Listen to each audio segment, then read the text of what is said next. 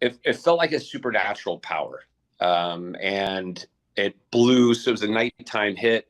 It blew my nods and my nod mount off my face. So I went from, under nods to not being able to see anything. It obviously, my arm, I thought it blew off. I'm trying to think of what else it wrecked, but it wrecked several things. But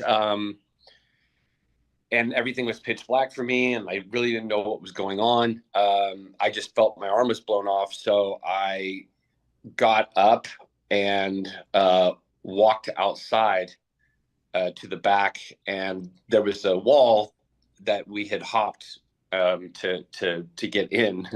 That wasn't happening, so I just put my back against the wall and tried to take care of myself. But I never lost consciousness. The only time actually I did lose consciousness is when, and I still to this day don't know how they got me over that wall. I have no idea. But other than that, probably 5 minutes that they got me over the wall, I never lost consciousness.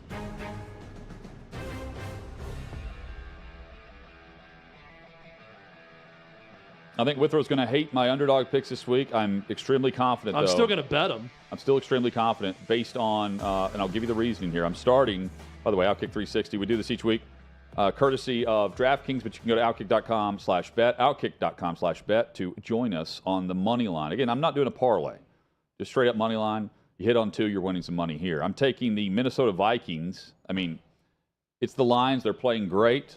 They're scoring points. They're also giving up a ton of yards.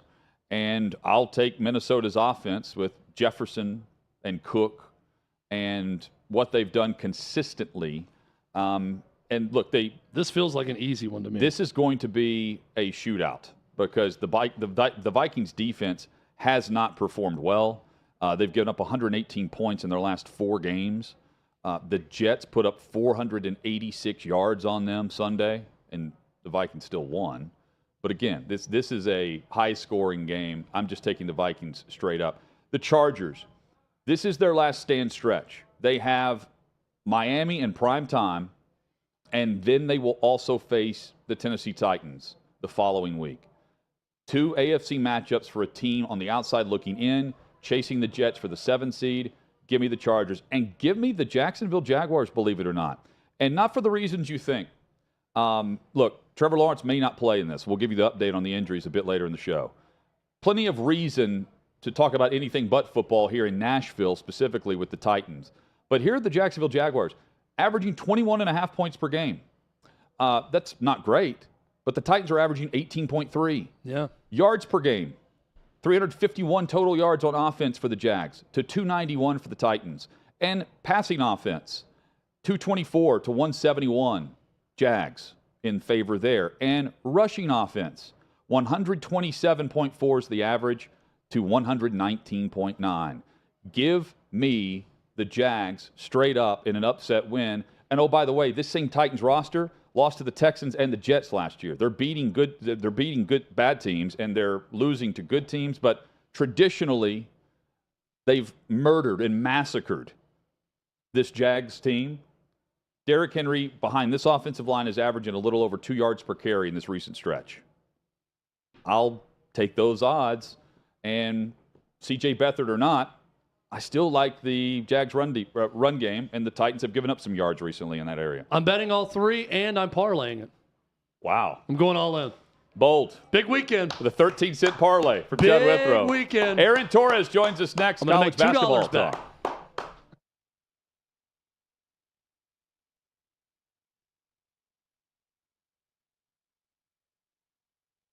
College football's in trouble. There's a lot of people trying to keep it from happening. I think it's a general consensus across the college football landscape. We want to play football.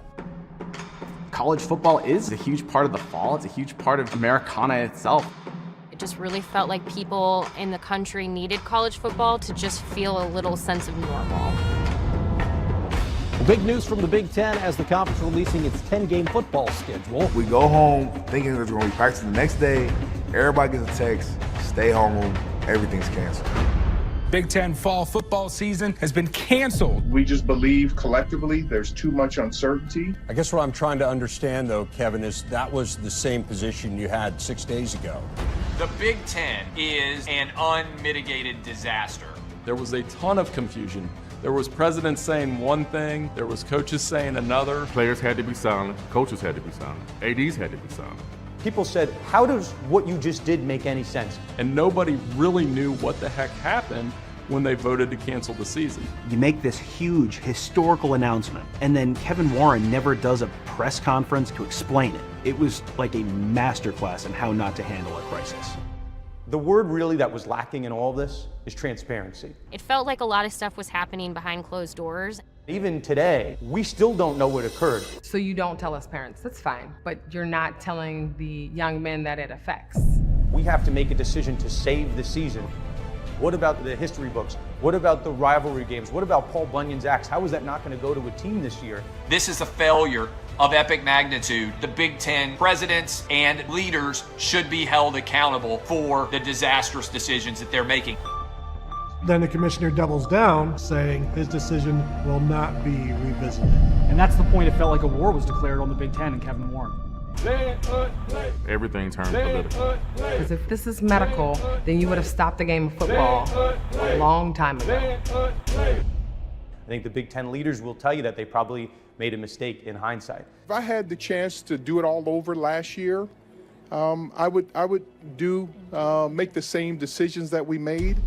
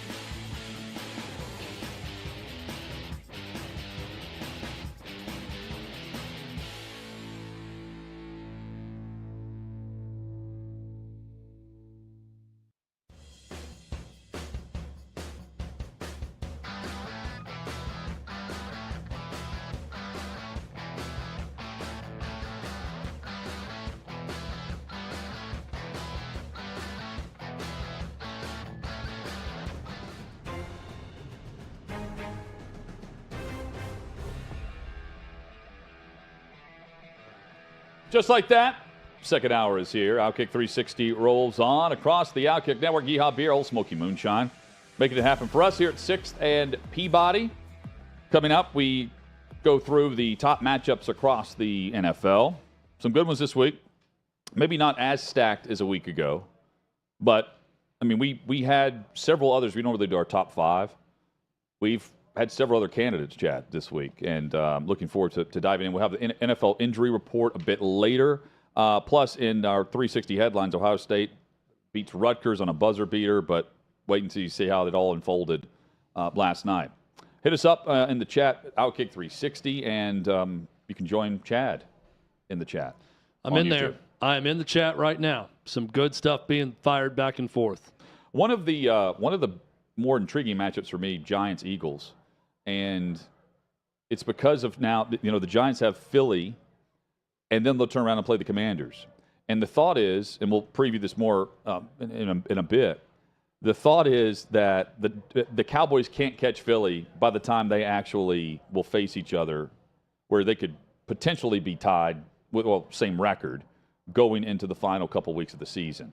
But if the Giants were to play like they have through the first half of the season, who knows? Against Philly. Yeah, I think there's, it's a 7-point spread. Of the pleasant surprises early in the year, who's going to be the one that's still there the last week of the regular season? Yeah, Giants or Jets, right? I think that's going to be an interesting fight to the end of the season. Aaron Torres joins us from Fox Sports Radio, covering football and, of course, college hoops. Aaron, good to hear from you, man. Thanks for joining the show. Hope you're well. I am very well. How are you guys doing today? Doing great. I know Houston sits atop the country now in the top 25. Are they the best college basketball team currently, in your eyes? So you're probably asking the wrong guy, because I'm a UConn alum, and UConn is destroying everyone right now. And so I'm trying not to do the homer, we're definitively the best team. And, what I would say really quickly on them is that, they're not only 10-0, but 10 wins by double figures. Of the last, all the last 5 were against power conference teams, and 4 of them were either on neutral or a true road game, like on Wednesday night against Florida. So, I think UConn's probably putting together the nicest resume as of right now. But listen, I think we're going to learn a lot about Houston tomorrow. Obviously, hosting Alabama, and they're one. They didn't really play like a marquee kind of Thanksgiving event, and so because of it, I think we're going to learn a lot tomorrow. What is Arkansas now after their big loss from an injury standpoint moving forward when you look at that Razorbacks team? I know you've been high on them for a while under Eric Musselman.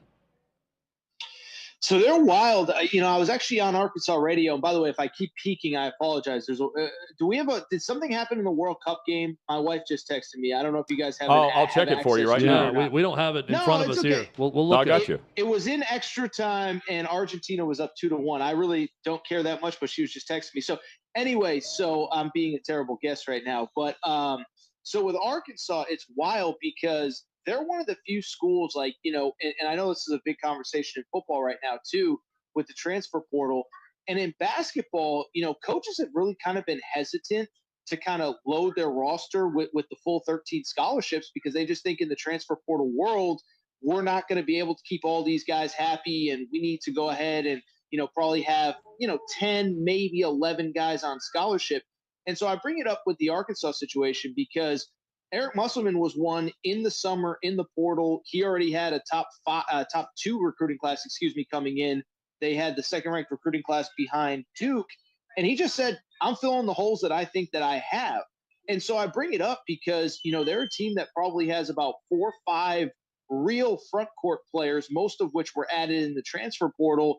And the kid that they did lose, his name's Trevin Brazil, is a really good player, probably would have been a first-round pick if he had played the entire season. But they're probably one of the few teams that can withstand that. And so I think it has to do with the recruiting. I think it has to do with their kind of aggressiveness in the transfer portal. And I just think it's one of those deals where a lot of schools, as I said, not willing to kind of fill out the full 13 scholarships in basketball. Arkansas did, and because of it, they will probably be okay despite this. It is a pretty bad injury, but I think they're one of the few teams that could probably survive it. Aaron, here's your update. The Dutch Scored a goal in extra time to tie it up against Argentina, no. so it's 2-2. Oh, wow. And is it a final? Well, what are they doing here? Oh, it's an extra time. Excuse me. So it's going to be. It's going, yeah. Did they do it in the 10th minute of 11th? Yes, the 11th minute of extra time. Good Lord. I'll tell you, I was so I stopped to grab a bite to eat, and it was in extra time. It was, I think Argentina was up probably 2-0, probably in like the 85th minute. And by the way, I'm not a soccer person at all, so I'm just like talking out of my what. But no, they Netherlands tied it up right before extra time, and there was 10 minutes of extra time according to the TV. And I left to do this interview with about eight minutes into extra time, and so when you get the WTF text from your wife, you know something happened. So I figured it must be something to that effect.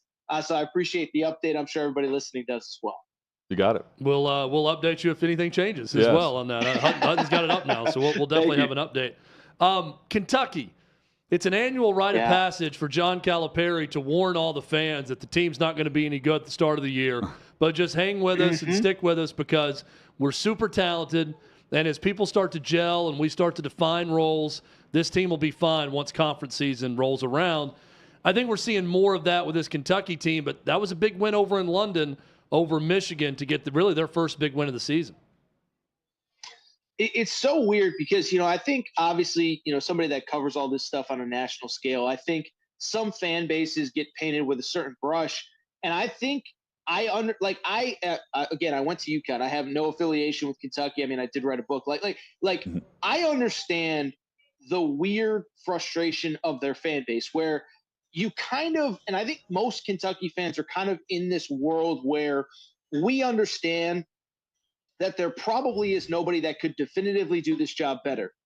But also, when you see all of these teams, Tennessee goes to the Bahamas and beats Kansas. Arkansas, we just talked about, is off to a good start.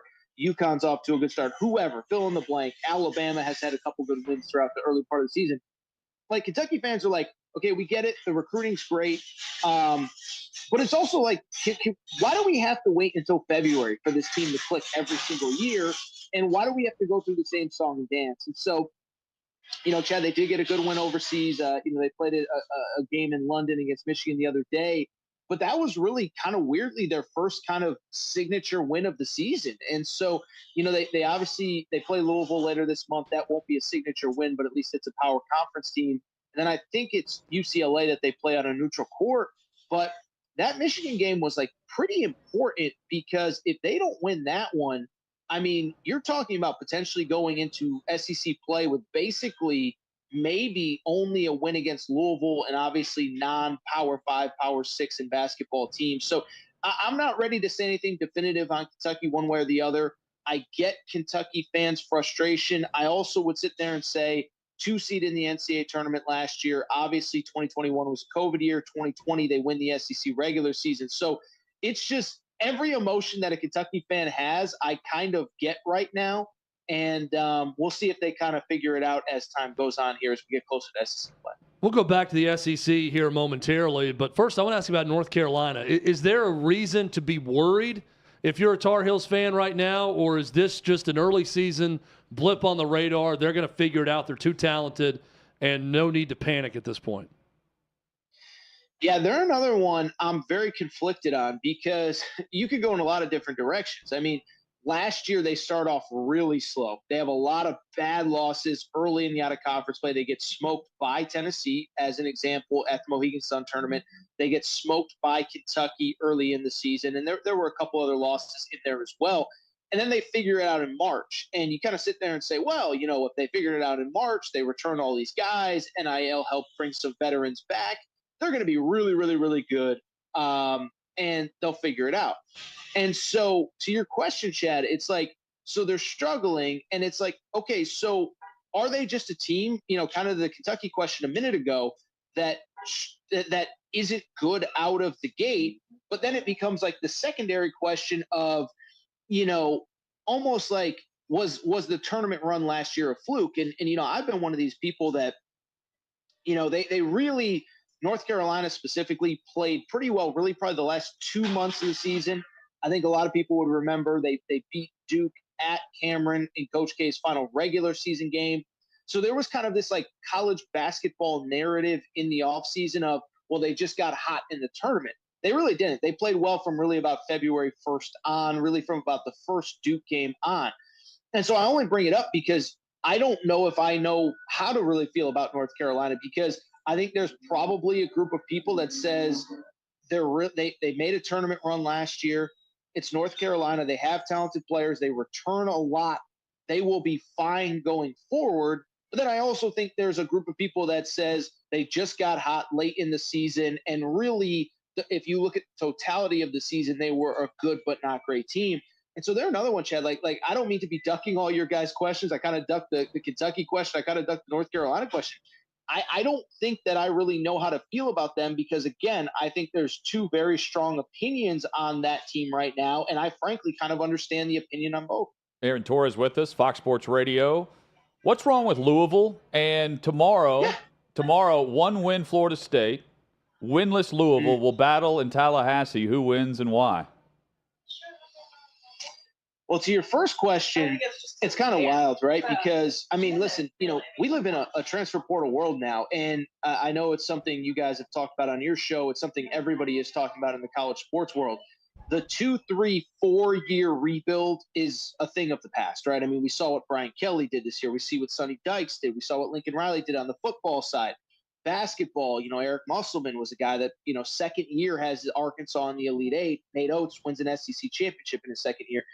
So I bring it up because Louisville is kind of a weird one because you hire Kenny Payne, not only because he's an alum, that's obviously the main reason, but he's also supposed to be this dynamic recruiter. And, when Kentucky's been struggling these last few years, people say, oh, it was all Kenny Payne, and ever since he left, it's never been the same. Well, he gets to Louisville.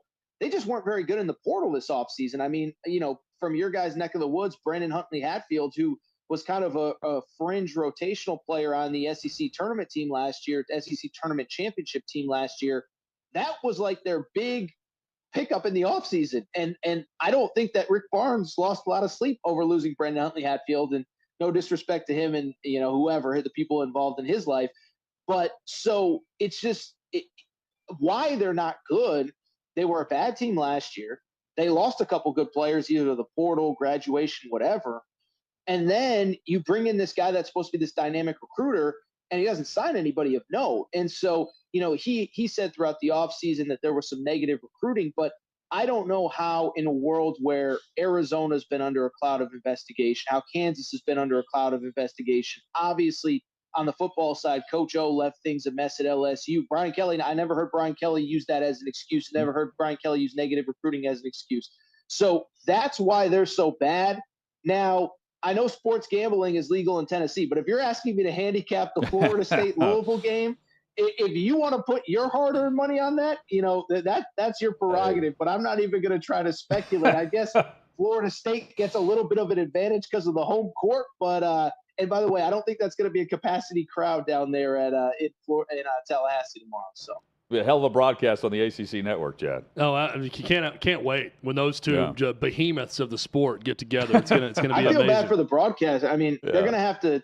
You talk about vamping in the middle of the game. Like, I mean, you try to put your ACC network. They got to put the best foot forward. The conference is great. That's the best part of their schedule is NC State at 8-2, and then Miami at 9-1. They are on the ACC Network Extra channel. It's hard for me to find ACC Network, period. I have no idea with this. And, I mean, you get that broadcast, you're feeling decent. You're going to see a good game. You could put Al Michaels on that game. He's used to having to fake his way through bad games. You could do that one also. He doesn't fake it, though. He just tells it like it is. I respect that. He's leaning in that into phase it of his career. You're right. Where he's just like, you know what? I mean, Amazon's paying me a lot of money. I'm just going to say whatever the heck I want. I don't really care. So. Hey, Aaron, you mentioning that you're a UConn grad made me think of this. It's not about UConn, but it's about another team in that state. We were looking at the net rankings of all the teams across the country, and I think Louisville was like 3 spots from the bottom, and the very bottom was Hartford. And I remember talking about this. It is a crazy story what's going on at Hartford. Can you tell us the Hartford basketball story right now and how they lost their coach, I think, right as the season was starting? I mean, I can tell you the whole deal. So University of Hartford is actually in West Hartford. I could walk to their campus from the house that I grew up in. And so great school, fun school, whatever. A lot of good times. Maybe a little bit, underage when I was, going over there on campus. But so, they go D1. And most of our lives, they've been essentially irrelevant. Actually, ironically, interesting story. Vin Baker played there. So that was like their big claim to fame, played in the NBA. So they go to the NCAA tournament in 2021. It was the COVID year. They played Baylor in round 1. And that was the year Baylor won the national championship. And it was the school's first ever NCAA tournament. It's this feel-good story. And then the school announces they're transitioning. I don't even know if you call it. They're reverse transitioning out of D1 to D3. And so it's been this weird thing where basically, I don't know. I don't even know how to describe it. I think the school president is behind it. You know how these school presidents get, it's all about the academics. Like, I'm sorry. I mean, I grew up near the campus. I don't think anybody is, sending their kids to University of Hartford because of the academics. But anyway, so they transition. They're in the process of transitioning to D3 right after literally the signature moment of the entire university's athletics, history or whatever. By the way, we found out after the fact that the school president, may have lied on his resume to get the job. Fun fact, he said he was in the Hall High Athletics Hall of Fame. Well, guess who else is a Hall High alum? You're looking at one right here. And unless they've added a wing to the school in the last 2 years since I've been there, there is no Hall High Athletics Hall of Fame. So I bring it up to say this is all true. You can Google it. Wow. So the president lies on his resume, but everything's already in the works. And then prior to the season, and there was a real push to keep Division I athletics, and the powers that be just wouldn't let them. And then, 2 or 3 days before the season, the head coach resigns. And by that point, most of the relevant players had kind of already transferred out because, obviously, look, you commit to a school to compete at the highest level and they can't. So it's actually, honestly, a pretty sad story. I didn't know they were ranked dead last in the net. But, they had a really, I don't know if it was a good thing going, but it was a respectable thing. Like I said, they made the 2021 NCAA tournament. And it was literally probably 2 or 3 weeks after the tournament that the school announced that they were, reverse engineering a transition to D3. And yeah, man, it's been crazy ever since. Jeff Bagwell also played at University of Hartford. For anybody who, anyone who wants to drop fun trivia at their next, their next big social gathering. So. Yeah, I'd say Jeff Bagwell probably more likely to have been in his high school athletic Hall of Fame as opposed to president at Hartford. Yes, hey, so it's true. You can Google it. I love it. I knew you would know the story, so I wanted to throw that to you. These contrasting trends in college versus the NBA. This is sort of a year of the big man in many respects in college basketball, and the big man, traditional big man, is all but extinct now in the NBA, the way the game is played. How long do you think this can last in terms of that contrasting style where guys ultimately obviously want to go play in the NBA? And do you like that part of college basketball this year with some notable big men playing with their back to the basket like it's 1985 all over again? Well, what I think is pretty cool, honestly, is kind of this, NIL coming in at the right time where, even literally probably 2-3 years ago, a lot of these guys that are back, Shebway and, Hunter Dickinson and whatever, they probably just would have gone overseas or they would have tried to get an NBA contract. And if it didn't work out, would have played a year in the G League, whatever. So, I think we talk a lot about, the negative elements of NIL and all the, Jimbo versus Saban, these guys, this school is buying this player and this school decommitted and what actually really happened. And why did this guy go here? And I think there are some positives when NIL is coming into place as it was intended, which was, you go to a school, you compete, you make money for the school, and you are repaid by being paid handsomely as a college athlete. And so, I'm not one that, I don't really care if a 18-year-old high school player gets paid before he earns anything or whatever, but I just bring it up because, like, why there are so many, like, good, big-time, big men in college basketball, Chad, is just because of NIL, where a lot of these guys I think would have had to consider other things. And it's been well documented, but Oscar Shebway, even despite some of his limitations in NIL because he's a foreign student, my understanding is he Drew Timme has said publicly on the record he's making more money as a college basketball player than he realistically would have as a professional this year.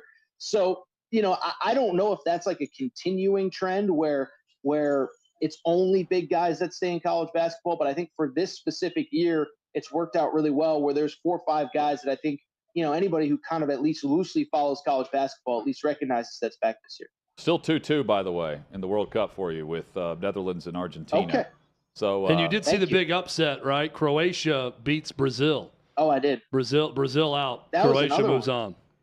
Aaron Torres has been our guest. I don't know anything about soccer, but No, I don't know anything about soccer, but it was like Brazil was in complete control. Argentina was in complete control. So, Aaron, you're on the right show. If you know nothing about soccer, you've come to the right place, my friend. What I want to know is, and I said this morning after Brazil lost, is there like a message board in Brazil with like a coaching hot board right now? Like, is it one of those like Brazil's coach is getting fired on the tarmac in Qatar and has to find his own way home? That's what I want to know about how soccer really works. Because what is the Brazilian version of KSR or VolQuest in the general's quarters where people get on and vent? I would love to read all of that in Portuguese right now, their national language, and see what's happening. Must be, right? Yeah, Again, I'm with I know you. nothing It'd be about great. soccer, but it feels like all these big national teams. I don't know who's lost and who's won at this point, but it feels like there's been a lot of teams that were expected to advance further. And by the way, there's got to be some, I don't know, I guess Deion Sanders equivalent out there in international soccer that's going to have his pick of like 4 different jobs because all these countries are just pissed off that they didn't go as far in the World Cup as they thought. So you think they burn couches like they do in Lexington? I think they burn cities. I don't think they burn. I think it goes beyond couches. I think cities in these countries will burn tonight because of this. Yes. Someone will pay. That's what I know. Eric, great stuff, man. We always enjoy your work and appreciate you taking the time. All right. Thank you both. Have a great afternoon. Thank you. Thanks, Aaron Torres there, Fox Sports Radio, discussing college hoops. He does much more than that, and hopefully a frequent guest here on the program. Coming up, we will switch gears. We head to the NFL. We preview the top matchups of Week 14. And a little bit later this hour, we'll tell you the NFL injury report, which includes a couple of quarterbacks and one of the top running backs right now in the league. It's next on OutKick 360.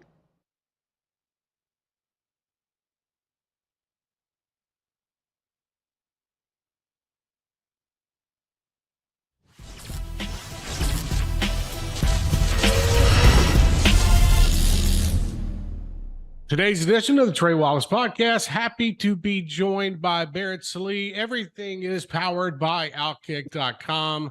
Barrett Salee of CBS Sports joins us. What's up, buddy?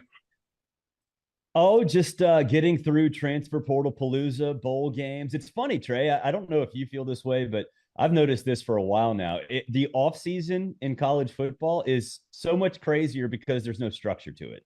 Like there's not like a pattern like there is during game week. I mean, it's been crazy the last couple of days. It hasn't stopped, and that's the wild part about it. I mean, we were sitting in Atlanta on Saturday afternoon and watching Georgia demolish LSU, and we knew what was coming on Monday. And I don't think we expected it to be as we knew it was going to be crazy in a sense of there's going to be a lot of people testing the waters. But man, what we are seeing in the transfer portal, Barrett, it is setting up for the future. And there's a lot of kids that are going to be looking for homes after January, I think, that aren't going to have a spot. Yeah, over 1,000 kids in the portal as of this morning. I kind of thought there would be a small group that, just put their name in just every single year, which, I mean, look, I get it. It makes sense. You're going to improve or you're going to have issues. And so you want to find different spots after every season. And, I understand that, but I mean, it is just nonstop. The names that get put in there, I think that coaches and even players that are not putting their names in the portal probably did not expect the wild, wild west to be this wild.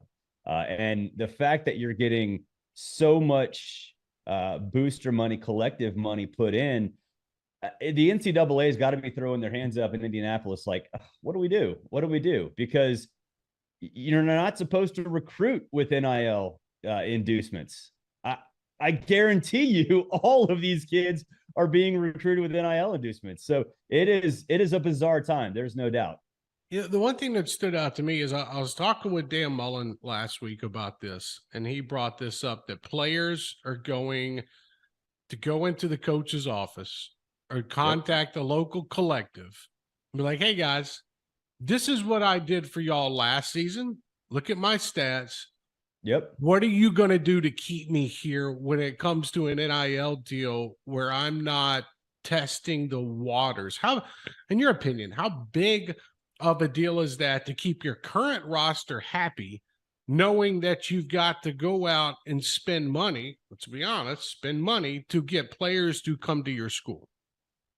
It's huge. It's huge. And I don't envy roster management on anybody. I've said for years, even when the transfer portal wasn't there and you saw some, grad transfers and waivers and all that stuff, that I don't envy roster management on anybody, even rich men like coaches. I always said it's a rich men problem. Go figure it out. Well, not in regards to roster management. And you're right. You have to constantly recruit your own kids in addition to figuring out, where to go. And it's going to leave a lot of space for coaches to kind of look around and go, how do I fill out the rest of my roster? So yeah, it's difficult, and you do have to keep your roster happy. I do think though, Trey, and I don't know if you've thought about this, but it was something I was thinking about the other day, is that it has the transfer portal window, I think, was necessary. It's crazy and wild or whatever, but it was necessary because it prevented players from leaving, at any time they wanted.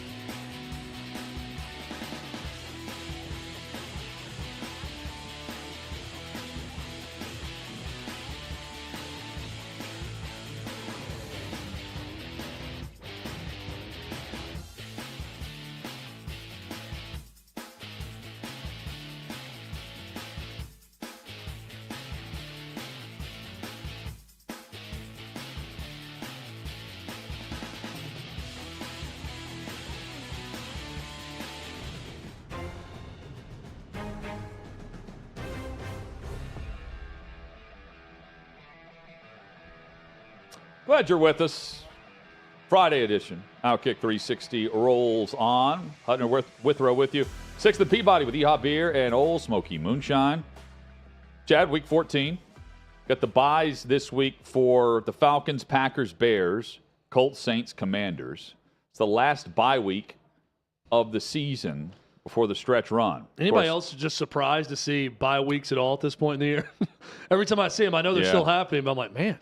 Well, it's odd. Like, there have been some buys where only 2 teams. And the reason why I think some weeks have been heavier with teams than others is there were 2 different games in London, and I believe Germany as well, where the teams elected to come back and didn't have their bye immediately after. I think that's right, especially London. I know that happened a couple of times. Normally you take the bye after the international game. And there are a couple of teams that just chose not to do that, a handful of teams. Jets and Bills, one of our games to watch in our key NFL matchups. And again, you can check out all the spreads by going to outkick.com/bet. Jets, Bills favored by 10. And this is a Jets team that a handful of weeks ago beat them with Zach Wilson. And now they have Mike White playing better quarterback than Zach Wilson. And this is not just some, scrub Jets defense. I'm intrigued by it based on the spread. And, of course, the Bengals are much healthier. That's the other key here. Or the Bills are much healthier, and they're running the football better. I think, and it still goes through Josh Allen on the ground. But, Chad, they are getting more production out of the backfield, and I think the perception is they're not trying to run it unless it's Allen taking off. I think they've got to get more balance there, and they're starting to see that, especially with Singletary, who's playing better, and Cook. Yeah, Devin Singletary's been good. I'm looking at the forecast in Buffalo. Okay. 75% chance of rain/snow. 12-mile-per-hour wind.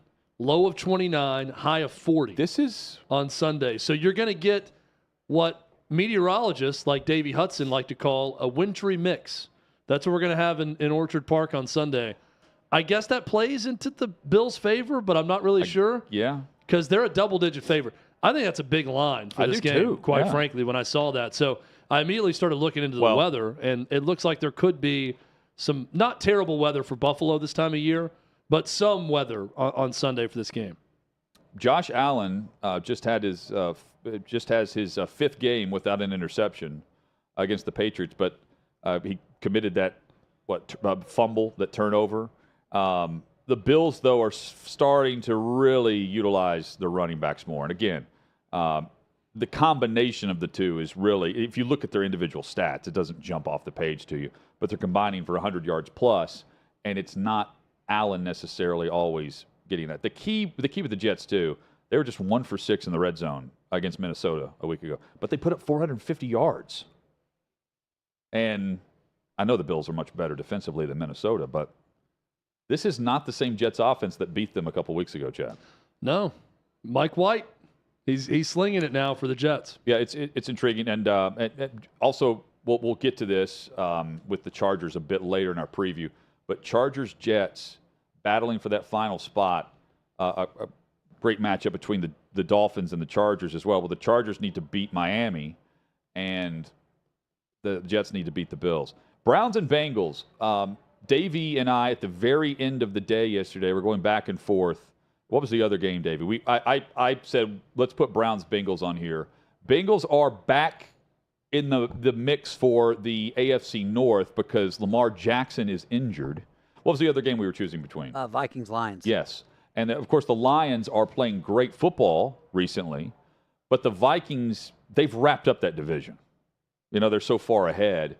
So I said, let's check this out because this is the division battle right now between Baltimore and Cincy, and another week with Deshaun Watson, who's clearly rusty against the Texans. Here he is facing off against Cincinnati, who is, you know, they've got Jamar Chase back. Joe Mixon should be back in the mix. We'll get the full injury report coming up, but they're going to sling it all over the Browns defense. And the question is, can Watson show up? And again, the spread's 5.5. It's intriguing to me. And they're battling Baltimore for the top of the division. Baltimore, who won 10-9 over Denver a week ago with Huntley at quarterback. It sounds like Huntley's going to be the guy again this week with what Harbaugh all but said, that it's Huntley that's going to get the play there. I think this is AFC bias by you guys. I think Detroit, Minnesota is more interesting because we talked about that line with Buffalo being out of whack. The line throws me off in that game. I mean, Cincinnati, as an almost touchdown favorite, makes sense at home over the Browns. Now, the added element of Deshaun Watson, I think, adds to this matchup. It would be a difficult choice. I like that Lions-Vikings matchup a little bit better. Hutton, I'm just interested to see what is, you know, the old adage about the football team, especially in college, your biggest improvement is from what? Week 1 to week 2 for a football team. What is the improvement level for Deshaun Watson knocking the rust off in Houston in a win where he was terrible, but they were able to win pretty easily without scoring a single offensive touchdown? How much can you improve in 1 week? And now going back on the road in this game. He's been practicing for a few weeks here. It's nothing like the games and getting in game speed and game action. So does that game help him at all? I'm not expecting, it's why I'm not starting him on my fantasy team this week. I'm not expecting a huge jump in production, but I expect him to be better than what we saw, even against a better defense with Cincinnati. Cincy has not been good in the division. They've lost 3 or 4 games against division opponents this year. Keep that in mind. And Burrow, though, I mean, I'm not betting against him right now. 16 touchdown passes, 3 interceptions in the last 7 games. And a pivotal moment for Cincy. Handle this game. Eagles are taking on the Giants, favored by 7 as they take on New York. Giants coming off the tie, and they're squarely in the mix for a wild card berth. But right now they would be the 6th seed in the NFC. And here's Philadelphia coming off victories over Green Bay and Tennessee, and the exact mirror opposite of the reverse image, run game, pass game. And the Giants have to figure out a way to get Saquon Barkley going, and they have to figure out a way to protect their quarterback against Philly.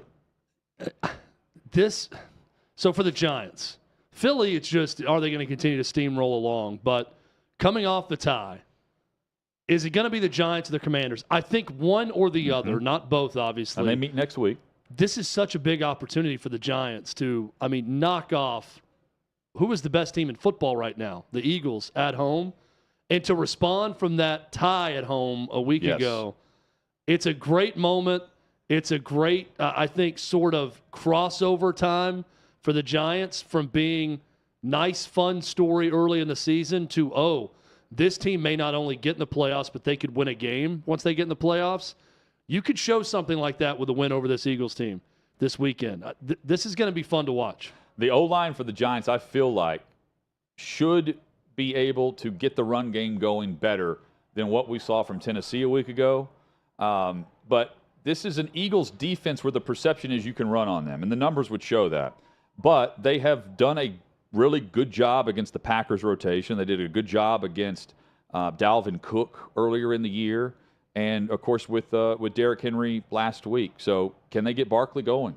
That's the matchup because, Philadelphia's offense over the last 2 weeks, they've tallied nearly 1,000 yards combined. Not bad. Like 950 or something. Not bad. Crazy. Also not bad. Buccaneers on the road against San Francisco, where Brock Purdy gets the start. We mentioned this yesterday. San Francisco's favored by 3.5. Tom Brady has only been the underdog head-to-head with rookies twice. Vince Young in 2006, and now Brock Purdy Sunday afternoon in the 4:35 time slot. If we're going 7 degrees of Kevin Bacon style, there also has to be some sort of connection between Brock Purdy and Vince Young that we've yet to uncover, and I'm sure there's something along the lines throughout the years of that. Iowa State's in the Big 12, Texas is in the Big 12. Someone's uncle or cousin had to have gone head-to-head with Vince Young for Brock Purdy. We got to make that connection at some point. I love that factoid about Brady only being an underdog twice to a rookie quarterback and now Brock Purdy being the second one.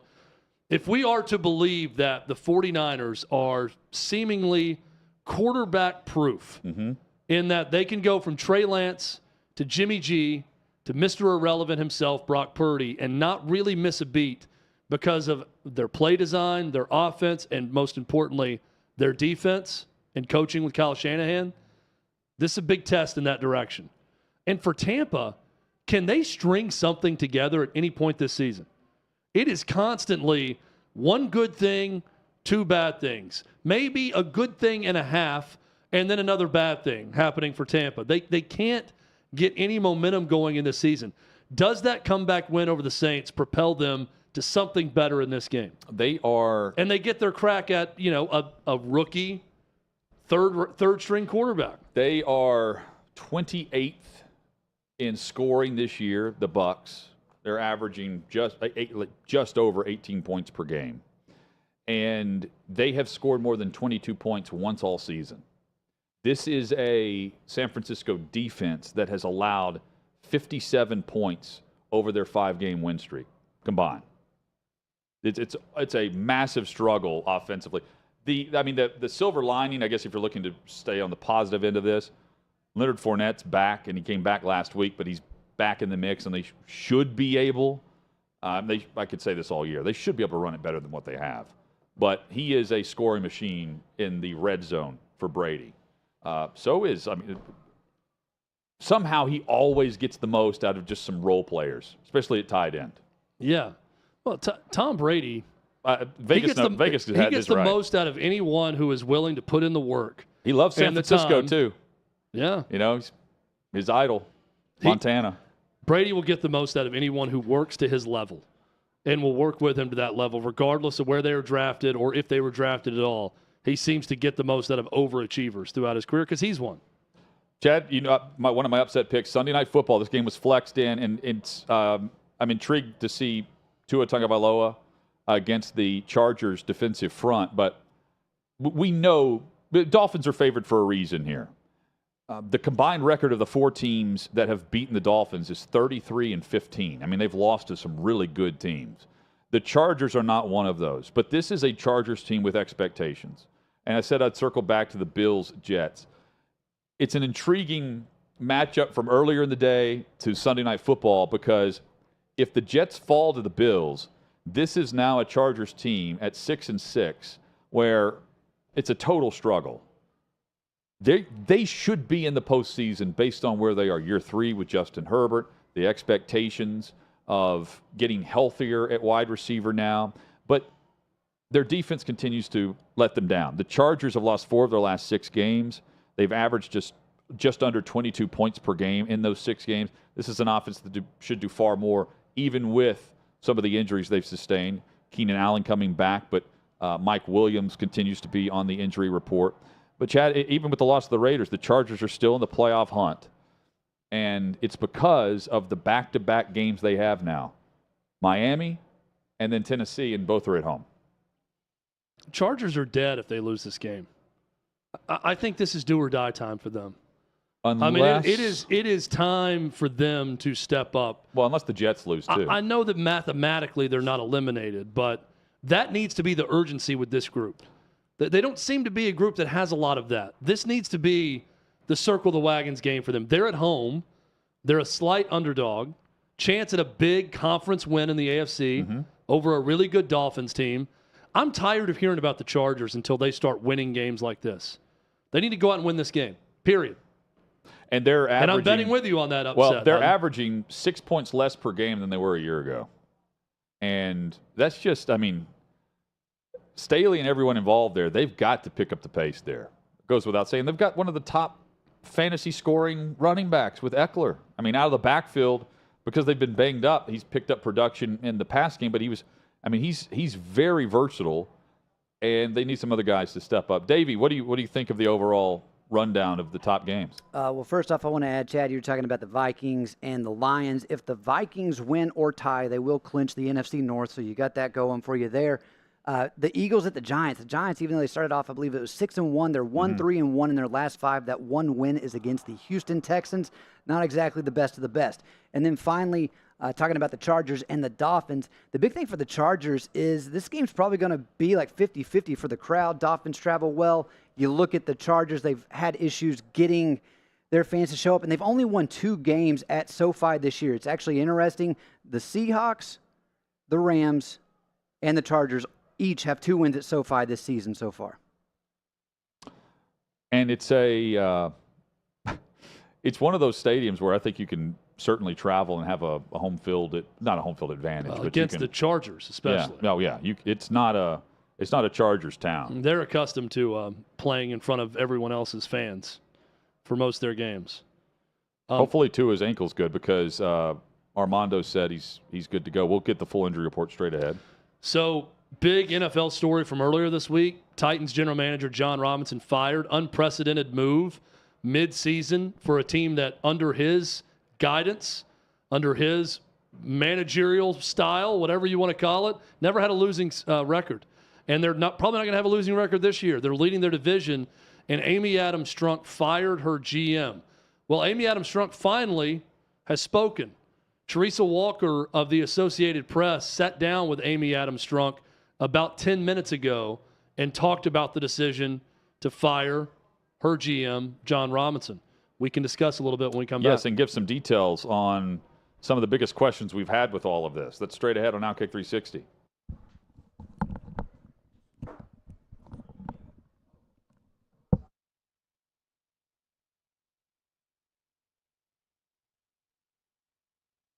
Two teams went out. One was actually a team from the unit that I now play on TV that was attached to us. They went out. They went on the front side, or went around to go to the front side of this other house, and my team was basically going towards the back side of the house. So very shortly, what happened was it was the wrong house. And when we hit that one house, the actual house it was, which was next door, which is not exactly next door because Sutter City is kind of weird of how it's built. But, you know, they heard us. They were getting ready, prepping, you know, their gear, you know, and so they were ready to go. So when that team came around, a bunch of dudes opened up out of the front, what I assume would be the living room, with AKs and shot. I think they shot 3. If I'm not mistaken, they shot 3 of the members of that team. 2 of them were pretty much out of the fight at that point. But they were, I mean, it was heavy. I wasn't on that side of the house, but just hearing it, I was like, oh man, that's extreme. So I ran into the back door, which came into the kitchen, cleared through there, went in the hallway, and those same guys, as we approached that room, shot through the walls of that hallway, shot the guy literally right next to me. So then we backed off, and then we were and I'd have to draw it out, but we were in a tactical position that was just there wasn't a lot we could do. So we were trying to kind of figure out how to solve it. And the next thing I know, I remember just the whole room, or actually it wasn't really a room, it was the hallway, you know, so it was more like a tube straight at me, and just everything exploded. And I actually remember hitting the ground and looking up down the hallway. I was just confused. I didn't know what had happened. And I can say, you know, getting shot at, okay. It's one thing, but the explosion made me feel small. It was like a superhero just grabbed me and was like, or it was like the Hulk grabbed me and was like, it felt like a supernatural power. And it blew, so it was a nighttime hit. It blew my nods and my nod mount off my face. So I went from, you know, under nods to not being able to see anything. It obviously, my arm, I thought it blew off. I'm trying to think of what else it wrecked, but wrecked several things. But and everything was pitch black for me, and I really didn't know what was going on. I just felt my arm was blown off, so I got up and walked outside to the back, and there was a wall that we had hopped to get in. That wasn't happening, so I just put my back against the wall and tried to take care of myself. But I never lost consciousness. The only time actually I did lose consciousness is when, and I still to this day don't know how they got me over that wall. I have no idea. But other than that, probably 5 minutes that they got me over the wall, I never lost consciousness.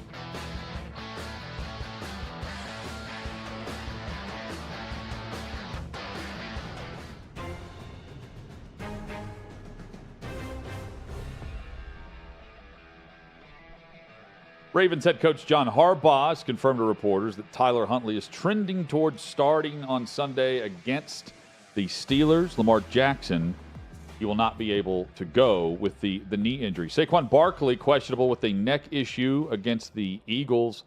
That's one to watch as we preview whether or not they can run the football there. Let's see, Leonard Williams is doubtful, and Adoree Jackson is also ruled out again for another week. Just a couple of the injuries there. Continuing through, Trevor Lawrence questionable against the Titans is a toe issue. He was limited in practice today. And the other big, Mike Williams. I mentioned this about the Chargers. He is not on the injury report. So they're going to be healthy as they take on the Miami Dolphins on Sunday Night Football. Some drama in the World Cup. We'll update that as we continue in hour number 3. But Chad, Teresa Walker from the Associated Press had the chance to sit down with Titans owner Amy Adams Strunk, where some of the comments and the story, according to Teresa, will be posted soon. The comments made include the fact that she had made up her mind to fire John Robinson prior to the Philadelphia Eagles game. So she wanted it clarified that he was going to be fired prior to A.J. Brown going off. She also clarified that Mike Vrabel had nothing to do with it. It was her decision. And that moving forward, she doesn't care if she has to wait until after the Super Bowl if there's a candidate that she wants to interview for the general manager position that's currently with a team that is participating in the Super Bowl. But in her answer, she mentions that she's not expecting this team to win in the postseason. She's just like us. It's not just with her answer, and a good job by Teresa Walker getting this interview. Not just with her answer, Hutton, but also with her action. Mm-hmm. I mean, by doing this now, you're not even allowing for the possibility that this team wins the division and goes on some magical run in the postseason. Look, you get into the tournament, you could do something. I don't think they can, but I'm on the outside looking at the situation. I don't think Mike Vrabel and that locker room sitting around saying, boy, we're going to lose by 30 points in any playoff game we play. I mean, they're going to do everything they can to win games and win games in the playoffs. So that part of it's a little weird. And Amy Adams Strunk in one of her answers even says, if we have to wait on a team that's in the Super Bowl to talk to someone about GM spot, I'm thinking, you're leading your division. Any consideration to your team being one of the ones in the Super Bowl? That would have been my follow-up question. What if you're in the Super Bowl? I've been a hardline stance on we'll judge this team in the postseason, but this team is, you can tell this team is not where it was even a year ago. They're so banged up, and they still were the number 1 overall seed in the AFC. And, I mean, to Robinson's credit, and again, it's Vrabel's credit, it's everyone, they advance past Cincinnati if their quarterback doesn't throw 3 interceptions. That's what it came down to as they finally got healthy.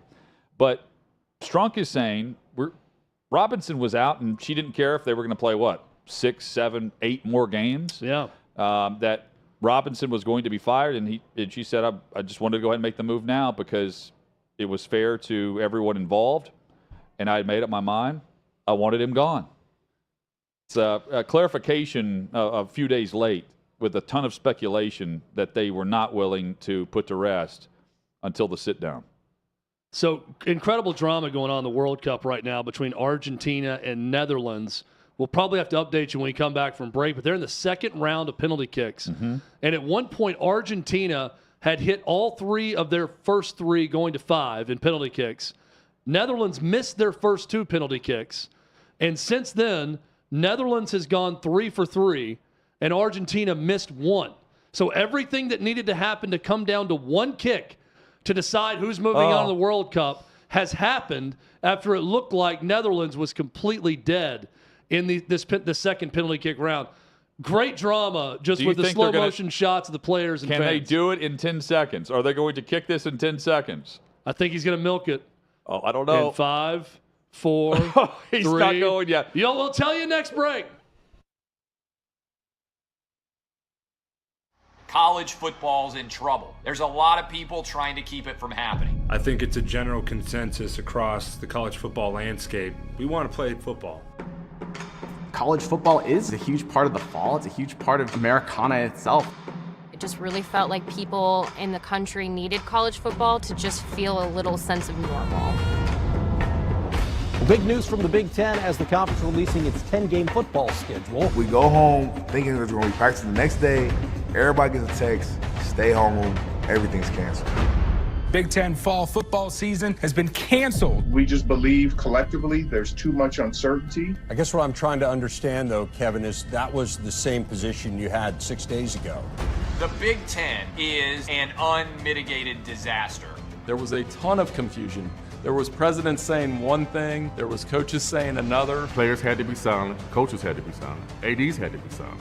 People said, how does what you just did make any sense? And nobody really knew what the heck happened when they voted to cancel the season. You make this huge historical announcement, and then Kevin Warren never does a press conference to explain it. It was like a masterclass in how not to handle a crisis.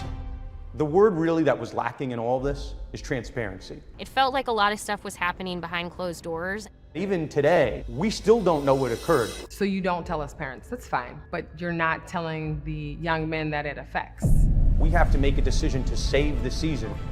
What about the history books? What about the rivalry games? What about Paul Bunyan's axe? How is that not going to go to a team this year? This is a failure of epic magnitude. The Big Ten presidents and leaders should be held accountable for the disastrous decisions that they're making. Then the commissioner doubles down, saying his decision will not be revisited. And that's the point. It felt like a war was declared on the Big Ten and Kevin Warren. Everything turned political. Because if this is medical, then you would have stopped the game of football a long time ago. I think the Big Ten leaders will tell you that they probably made a mistake in hindsight. If I had the chance to do it all over last year, I would make the same decisions that we made.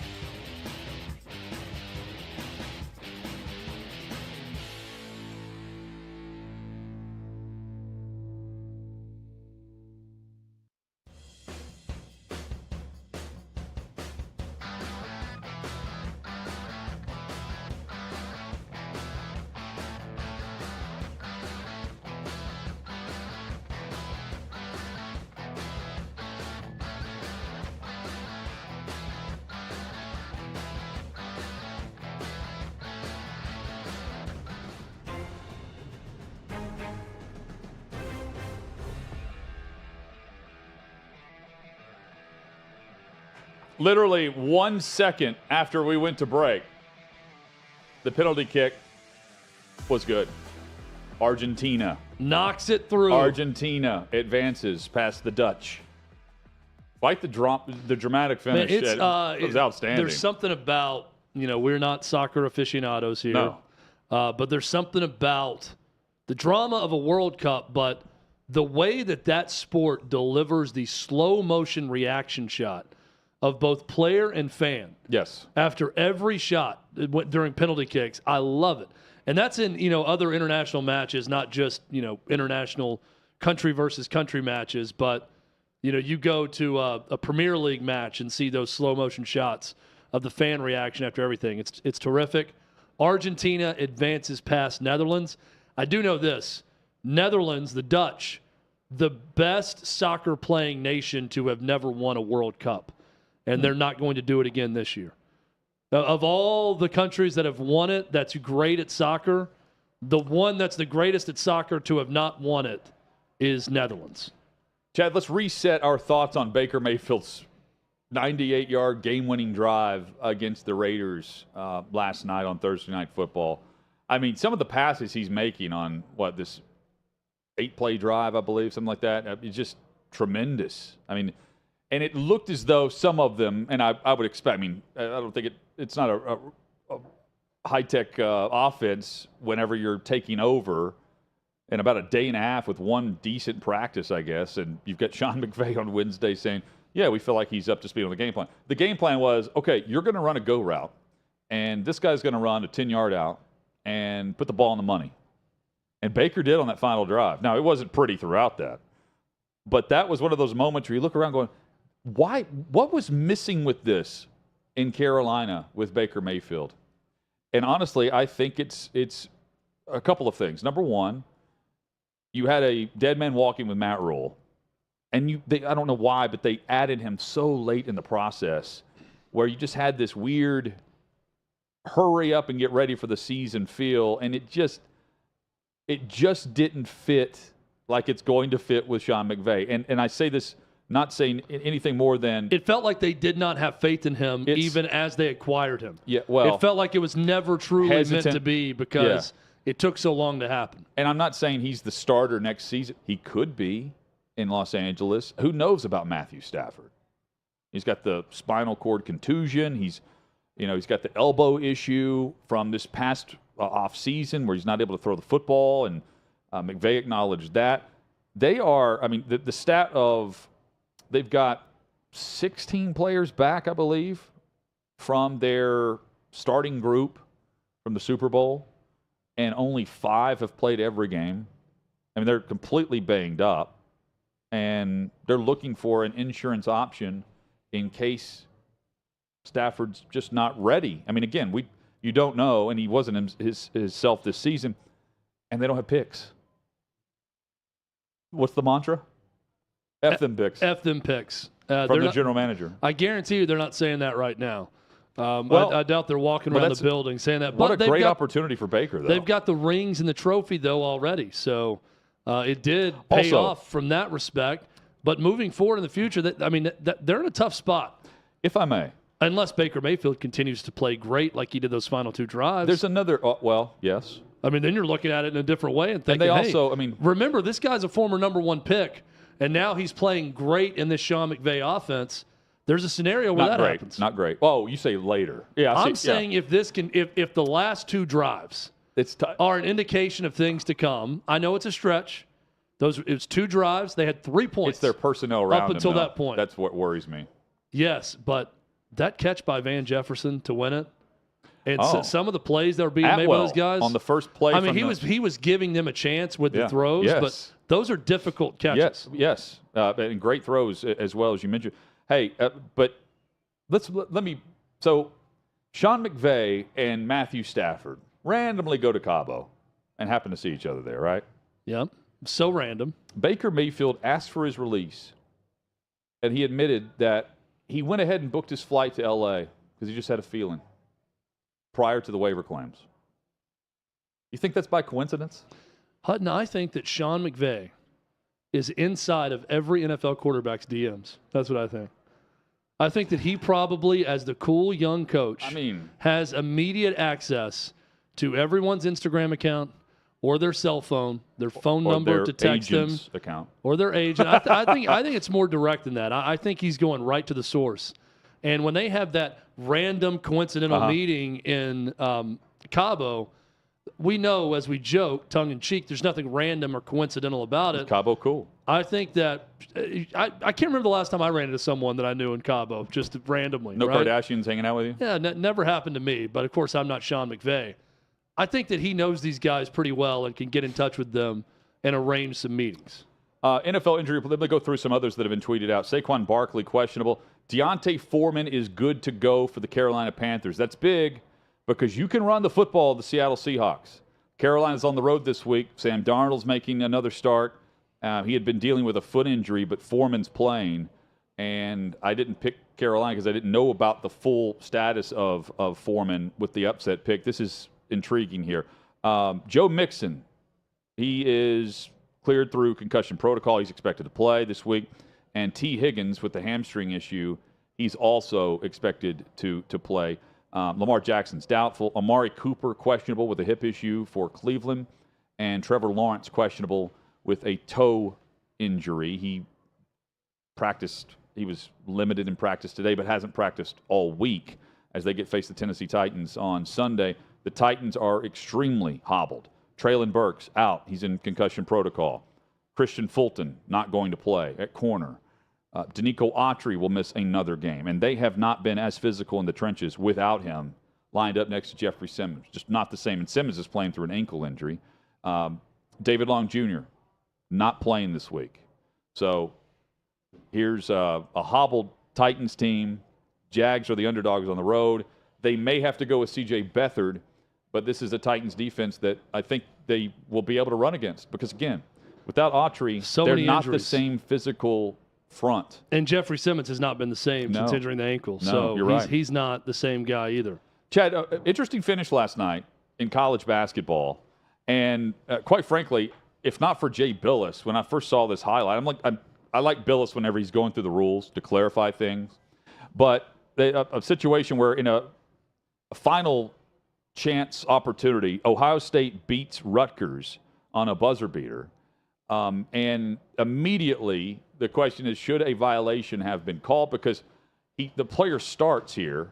You'll see the still image. Unfortunately, I can't figure out why we can't play video on the show when other shows have video.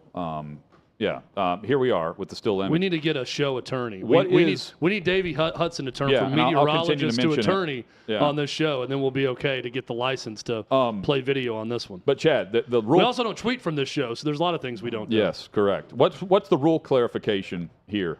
So the rule clarification is pretty simple. You can't be the first person to touch the basketball when you come back inbounds from out of bounds. So Ohio State late in this game, it's hard to tell from that photo, but if you're here's an example. Yes. You can't save it to yourself, right? If you're going out of bounds, you see this often where you're starting to fall out of bounds and you throw the ball in, you can't step out of bounds and step right back in and touch it.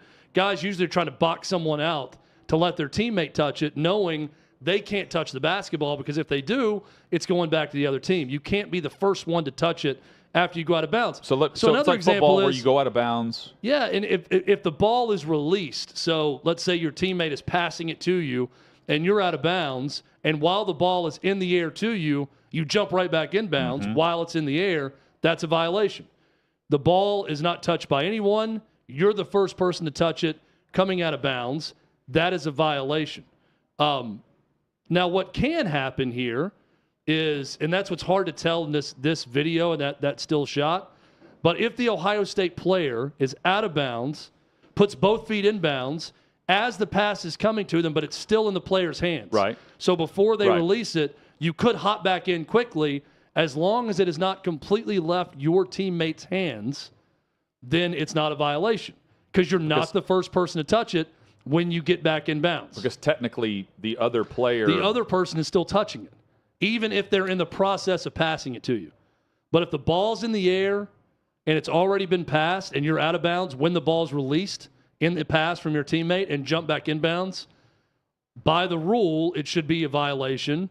Out of bounds, goes to the other team. I think part of the confusion, and that shot would not have counted. Where it happened on the floor, right? Because I think if you saw this, most of the time, if you're trying to describe this particular situation, I'm thinking baseline for the most part. And where it happened, I think it was just an unusual circumstance. No, I mean, it's anywhere. Total confusion. Yeah, it's anywhere out of bounds. It's almost like the another confusing one for people is the over and back rule. It's not over and back until all 3 points are established in the front court. So which is a total you can totally dribble the ball in and bring it back. You can put 1 foot in and bring it back. Hutton, you could get both feet in the front court across half court and keep your dribble in the back court and still go completely back. The moment both feet, it's 3 points, both feet and the ball cross half court, then you cannot even step on the half court line or it's over and back. So it has to be all 3 points established. Similar concept out of bounds. If you're out of bounds and established out of bounds, you have to completely reestablish in bounds with someone else touching the ball before you touch it. I should not have even credited Jay Billis. I should have just set Chad up, just sit him up for the ball on the tee, and this is why. I understand basketball You know rules exactly what I'm about to say. better than most sports. There was a team that was the Harlem Globetrotters of Evie's league. Oh. And Chad's defensive So glad we're getting into this. Chad's defensive effort as coach, filling in as coach. Tell us the final score. There was a team averaging 55 points per game or something. On Saturday, well, there's a lot of things that went into this too. Okay. Saturday, we're playing a team. We're 3-0. My daughter, Evie, who's 7. I'm the assistant coach of her basketball team. We're 3-0, but it's first and second grade girls basketball. So your typical score is like 12-6. 18-10 is like a high-scoring game sometimes. We're averaging probably between 16 and 22 points in our 3 wins. We are playing a team on Saturday. I kid you not. They're averaging over 40 points per game. 6-minute quarters, running clock, first and second grade girls. I see they scored 51 points in a game. My first question is how?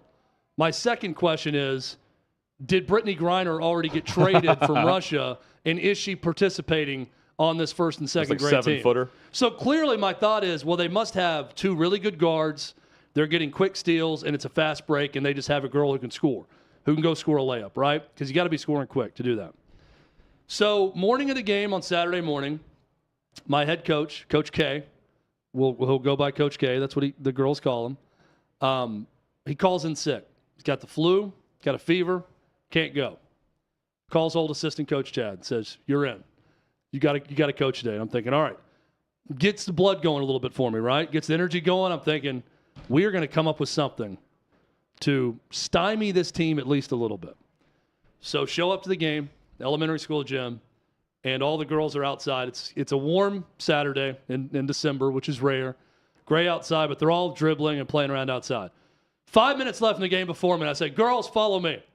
And just like little ants, all these little 6- and 7-year-old girls just march behind me.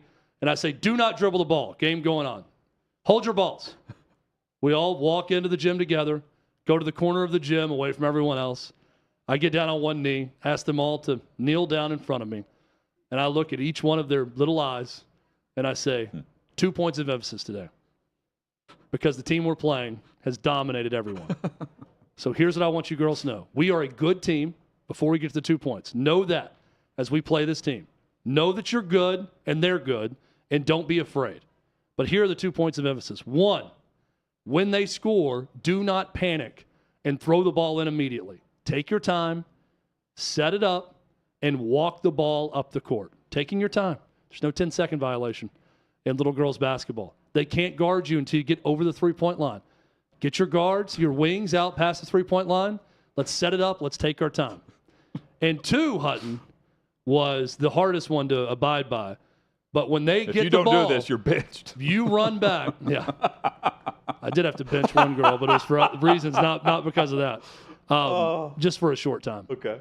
2, when they get the basketball and they're dribbling down, you sprint back and you find the ball. Two parts of this, which my daughter actually did not do one time. She sprinted, but she's looking at the wall the whole time, which I get onto her about. You got to find the ball behind you because she's just trying to sprint to the basket and not looking where the ball is. You got to find the ball because my assumption is they've got, Sabrina Iescu, or however you pronounce her name, at guard, and they're just going to go down fast and score every time. Becky Hammond is out here running point, and I got to get my girls back quick to stop the ball. So we get into this game, and I'm expecting the worst. I'm like, all right, it's kind of a slow start, but my girls come out there, Hutton, they're walking the ball up. They're going out past the 3-point line. And I think that I frighten them with my points of emphasis because we start the game, and we are in the old Dean Smith, North Carolina, 4-corner stall. This was the offense that started the shot clock. because he would hold the ball with a lead, and then they had to form a shot clock after that. So my girls are just petrified. They're holding the ball at the wing. There's driving lanes open. They're not going to drive. They're not even trying to throw it into our post player who scores a lot of our points, 2 of them. And so I had to call timeout, I think 3 minutes in. I bring them over and I say, hey, relax. I still want you to try to score. You know, Azalea is one of our girls, one of our good guards. I said, Azalea, if you get it and there's no one in front of you, you drive it in and you shoot it. Draw a foul or shoot it up. So we relax a little bit. We start trying to score. But Hutton, after 3 quarters, a team that we were playing that averaged 42 points per game, we're down 9-8. They're after scared. 3 quarters. I instituted a Texas Tech-style pack line defense where I bubbled it up around the basket. And I, for the first time all year, I put our 2 post players in at the same time. We have 10 players, and everyone has to play about 2 quarters. So usually we just split up teams of 5. One plays first and third, one plays second and fourth. Rotate them. But this time I was having to rotate them around. We actually had 9 players there. Had a chance going into the fourth. Did not have a good fourth quarter. We gave up 6. We didn't score. We had some good opportunities. That's when the benching took place. But we lost 15-8. And I feel like against a team that was averaging over 40 a game, losing 15-8, not all that bad. So the next challenge. Are you coaching this weekend? And I don't want this to be about me. This is not me patting myself on the back. My girls gave it their all that day. It's all about the girls and the players in this team. I promise it's not about it was about 2 weeks ago, I feel like. We were in here and you were looking at this team that put up like 53 points on the team. 53-1 or something was the score. And you're like, what is going on here? We've got them coming up. Your next challenge, are you head coach this weekend? Are you filling in again? I'm back to assistant coach now. So I sit on the end of the bench and kind of talk to the girls down on this end the whole time while he leads the team. So maybe the current head coach will try to one-up you by trying to repeat what Grinnell College did this weekend by scoring 124 points without attempting a 2-point shot. This is extremely hard to do. It's a new NCAA record, 111 three-pointers attempted, Chad. And it surpasses the 109 three-point shots from Troy in their game against DeVry back in 1992. Threes only. So you're saying, like, hey, you can't be your team can't be guarded until you get to the three-point line. I mean, here you are. If you're the Bible college that's facing Grinnell, you can only you have to full court press. You can't do anything but that because you've got to guard them literally everywhere on the floor. Everyone's Steph Curry. 124 points. I mean, are these players on scholarship that they're playing? I mean this legitimately. Like I played pretty high level high school basketball, and I did not receive a scholarship to play college basketball. And I'm thinking that me and my buddies could have done a better job against this. Let's fire up a three-pointer every time attack of this team than whoever they're playing in Division III, Grinnell, whatever the opponent. Who was the opponent again?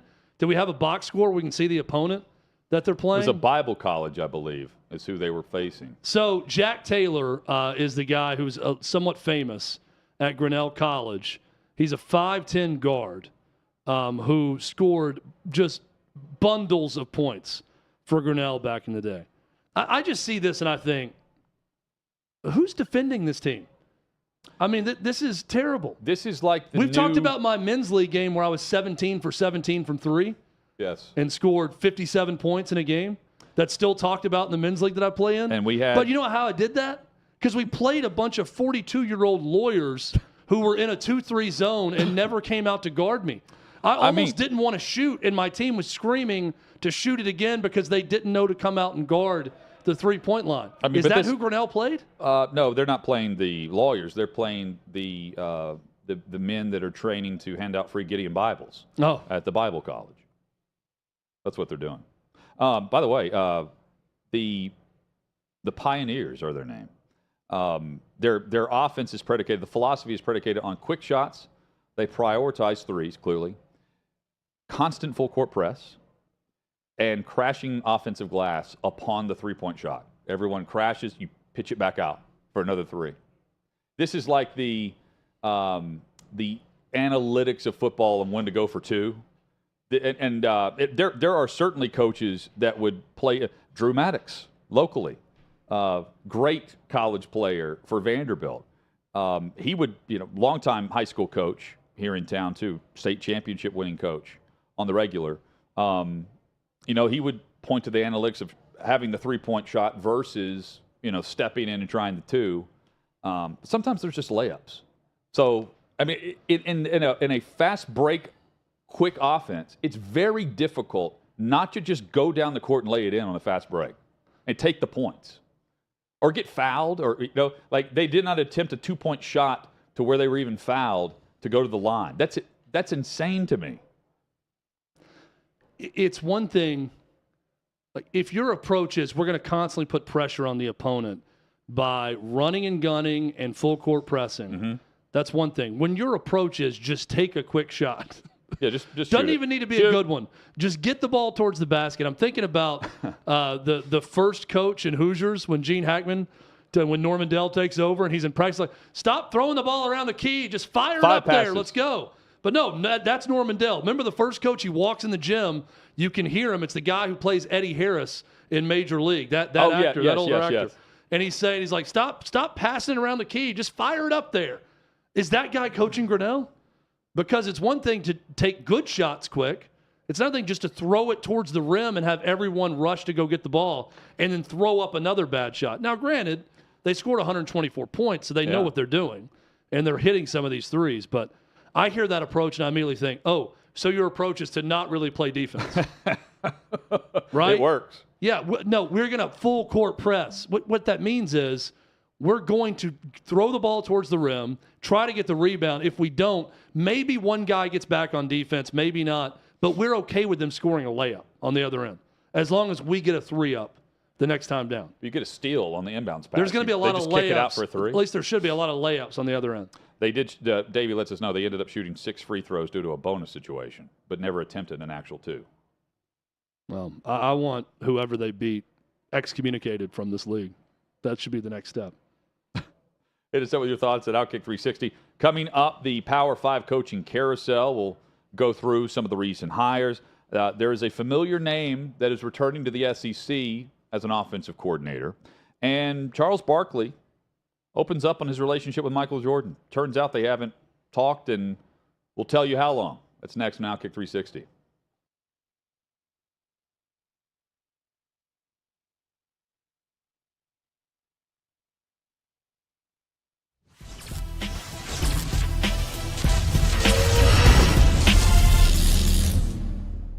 Today's edition of the Trey Wallace Podcast. Happy to be joined by Barrett Salee. Everything is powered by OutKick.com. Barrett Salee of CBS Sports joins us. What's up, buddy? Oh, just getting through transfer portal palooza, bowl games. It's funny, Trey. I don't know if you feel this way, but I've noticed this for a while now. The offseason in college football is so much crazier because there's no structure to it.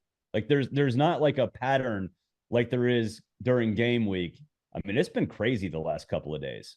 It hasn't stopped, and that's the wild part about it. I mean, we were sitting in Atlanta on Saturday afternoon and watching Georgia demolish LSU, and we knew what was coming on Monday. And I don't think we expected it to be as we knew it was going to be crazy in a sense of there's going to be a lot of people testing the waters. But man, what we are seeing in the transfer portal, Barrett, it is setting up for the future. And there's a lot of kids that are going to be looking for homes after January, I think, that aren't going to have a spot. Yeah, over 1,000 kids in the portal as of this morning. I kind of thought there would be a small group that, just put their name in just every single year, which, I mean, look, I get it. It makes sense. You're going to improve or you're going to have issues. And so you want to find different spots after every season. And, I understand that, but I mean, it is just nonstop. The names that get put in there, I think that coaches and even players that are not putting their names in the portal probably did not expect the wild, wild west to be this wild. And the fact that you're getting so much booster money, collective money put in, the NCAA's got to be throwing their hands up in Indianapolis like, what do we do? What do we do? Because you're not supposed to recruit with NIL inducements. I guarantee you all of these kids are being recruited with NIL inducements. So it is a bizarre time. There's no doubt. Yeah, the one thing that stood out to me is I was talking with Dan Mullen last week about this, and he brought this up, that players are going to go into the coach's office or contact the local collective and be like, hey, guys, this is what I did for y'all last season. Look at my stats. Yep. What are you going to do to keep me here when it comes to an NIL deal where I'm not testing the waters? How, in your opinion, how big of a deal is that to keep your current roster happy, knowing that you've got to go out and spend money, let's be honest, spend money to get players to come to your school? It's huge. It's huge. And I don't envy roster management on anybody. I've said for years, even when the transfer portal wasn't there and you saw some, grad transfers and waivers and all that stuff, that I don't envy roster management on anybody, even, rich men like coaches. I always said it's a rich men problem. Go figure it out. Well, not in regards to roster management. And you're right. You have to constantly recruit your own kids in addition to figuring out, where to go. And it's going to leave a lot of space for coaches to kind of look around and go, how do I fill out the rest of my roster? So yeah, it's difficult, and you do have to keep your roster happy. I do think though, Trey, and I don't know if you've thought about this, but it was something I was thinking about the other day, is that it has the transfer portal window, I think was necessary. It's crazy and wild or whatever, but it was necessary because it prevented players from leaving, at any time they wanted.